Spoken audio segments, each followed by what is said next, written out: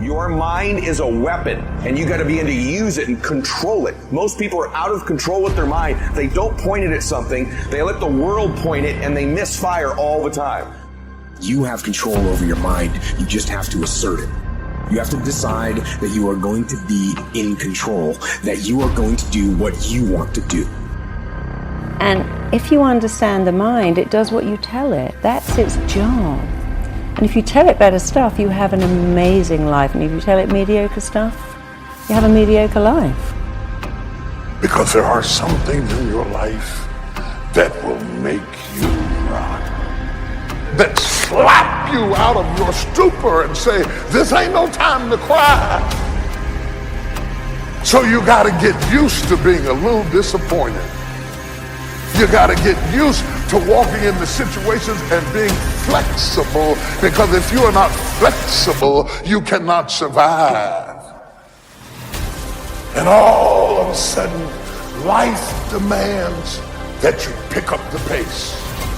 If you don't pick up the pace, you're going to be left behind. Because almost all problems can be solved if only you take the time to see them and think them through. That's very easy to understand and it's very easy to say, but it takes strong character to put it into practice. You live in a world that's flat and two-dimensional.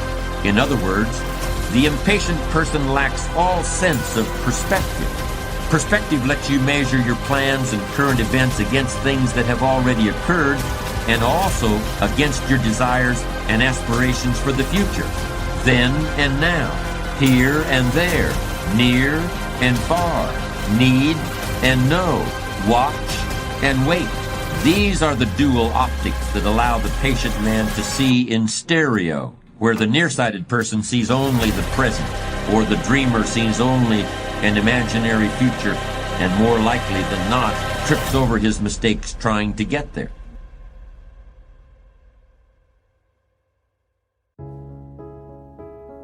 Why is it that most people don't pursue their dreams or don't do better than what they're doing if they're capable of doing it? I think that many of us don't go the next step because we don't know what to do yet. And I say that the reason that we don't even explore the possibility of what to do is because subconsciously we don't believe that it can happen for us, and we don't believe that we deserve it. So here's what I'm suggesting. How much time do you spend working on you? How much time do you spend every day working on your dream? In the last 90 days, how many books have you read? In the last year, what new skill or knowledge have you acquired? What kind of investment have you made in you? So I'm saying that as you begin to look at where you want to go, if you want to make it today, and things are changing so fast you have to literally run to stand still, I'm saying that you've got to make some conscious effort to begin to work to develop you. See, it's out here in the universe. If you don't take the plunge, I guarantee you, somebody else will. Take the plunge. Go into action. And ladies and gentlemen, you will be surprised at how things will come together. You'll be surprised. Now, you're going to have some difficult challenges. I can tell you that now. Be aware of that. Things are not going to work out exactly right. For a time, they will, sometimes. And that's when life is just playing a game with you. Ladies and gentlemen, go into action with your dream. And don't avoid where the fights are. Get in the midst of the fight. And get some hickeys on your head. Get knocked down so you can learn how to fight, so you can hold your position. See, most people don't get out in the arena of life because they don't want to fight. Most people don't get out there because they don't want to get knocked down. They don't want to be dropped to their knees. But see, you're going to be dropped whether you're on the field or whether or not you're sitting on the sidelines. You're going to be dropped. So at least get dropped for something. Don't get knocked down while you're sitting down. See, that's how most people are spectators in life. You don't want to be a spectator. You want to get out in the field where the action is. And you will be amazed. After the struggle, there will be a calm period and things will begin to click for you. What would your life be like? And I'm saying to you that all of us who have been entombed by fear have the capacity to resurrect ourselves. Is it easy? No. It's not easy. Can I do it? Yes. What's one of the ways to get started? Some of us need somebody to hold our hands. Sometimes we need somebody to help us out. Be willing to say, I don't know. Be willing to reach out. Be willing to get some assistance to take you to the next level. One great athlete, you never expect boxers to make profound statements. I think it was Joe Frazier who said this one. He says, all of us are like the blind man at some point in our lives standing on the corner, waiting for somebody to lead us across. So all of us at some point in our lives need some help, need someone to reach out to us, to throw out the lifeline, to help us go across some treacherous waters that we couldn't navigate by ourselves. None of us do it by ourselves. All of us at some point of our lives. We need that kind of help. We need that kind of assistance because we grow from the people we have in our lives that can enrich our lives personally, professionally, spiritually, and all the dimensions of our lives. We don't grow in a vacuum. So as you look at yourself, what are the fears you have that maybe you need some help in strengthening yourself in that area?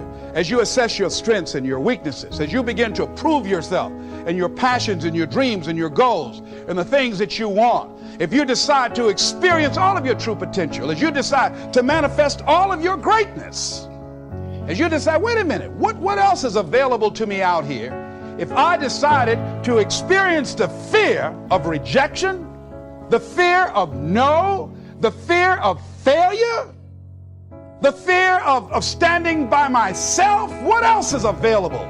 Of taking a chance, a fear of losing it all. What else is available to me that will bring some extra meaning and value?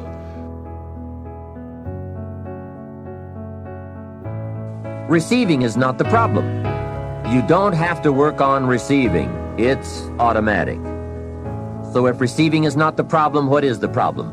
It's failing to ask. The man says, I see it now. I got up every day this year and hit it hard, but nowhere in my house is there a list of what I want from my life. Can you see? Good worker, poor asker. Third, receiving is like the ocean. There's plenty, especially in this country. It's like an ocean here. Here, success is not in short supply. It isn't rationed, so that when you step up to the window, it's all gone. No, no. Well, if that's true, what is the problem? Well, the problem is some people go to the ocean with a teaspoon. Have you got the picture? A teaspoon.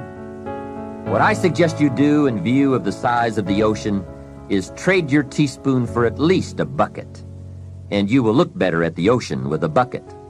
Kids won't make fun of you. Now, here's something else to remember about asking. There are two ways to ask. One is ask with intelligence. It didn't say ask intelligently, but I'm sure it meant that. Don't mumble. You won't get anything by mumbling. Be clear, be specific. Intelligent asking means how high, how long, how much, when, what size, what model, what color. Describe what you want. Define it. Remember, well-defined goals are like magnets. The better you define them, the stronger they pull. And give your goals purpose. Answer both questions. What do I want? That's the object. And the second question, what for? That's purpose. Purpose is stronger than object. What you want is powerful and it will pull, but what you want it for is more powerful. Let me ask a simpler question. What makes you happy? The thing that makes us happy are the things that we're passionate about. I really like, and when they say that, their face lights up. Then why don't you do more of that? Well, I can't because, then you don't want to be great. You're not ready to be great. You want to be good. You want to be okay. But you don't want to be great. Because great takes work. Great takes a level of discipline that is distraction-free. All it takes is somebody wanting to take a step. And there are certain things that a lot of people in this world are sitting there thinking in their minds, and they're just not gonna do.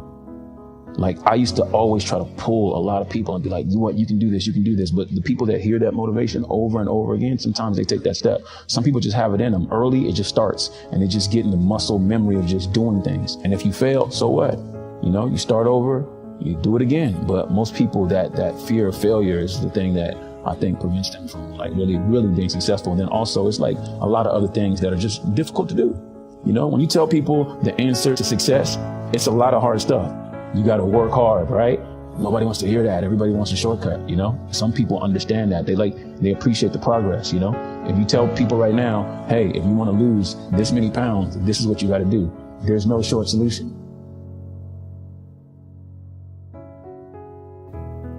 What do I think of people that say, find your passion? I will say they mean very well, but they don't understand what passion actually is. So I think because a rare breed of individual develops a passion when they're young, they then mistake it for, I found my passion, but that's not really true. Every day you just get up and I don't fear anything, but I worry about everything. And the day you stop worrying in good times, the paddle will get your behind. And so as great as things are in life, I know you're only a few steps or a few incidents away from something bad happening. You can never forget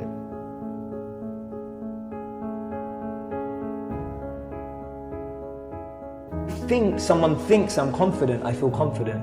But if I think someone thinks I'm not confident, then I don't feel confident. That people were so far removed from their own understanding of themselves that they were either lost living a life they didn't want to, lost living up to someone else's expectations, or lost becoming someone to impress someone else. And so people were their real identity is almost buried under 6 feet of multiple identities they've created. I tell you, in order to have something different, you are going to have to do something different. In order to have something more, you have to do something you haven't done yet. And when you look up, and you don't have to have a magnificent change over 12 months, have a small change over 30 days, and then a small change over 30 days, your breakthrough will come in needlepoint moves. And you'll look up in 5 years and not recognize your life.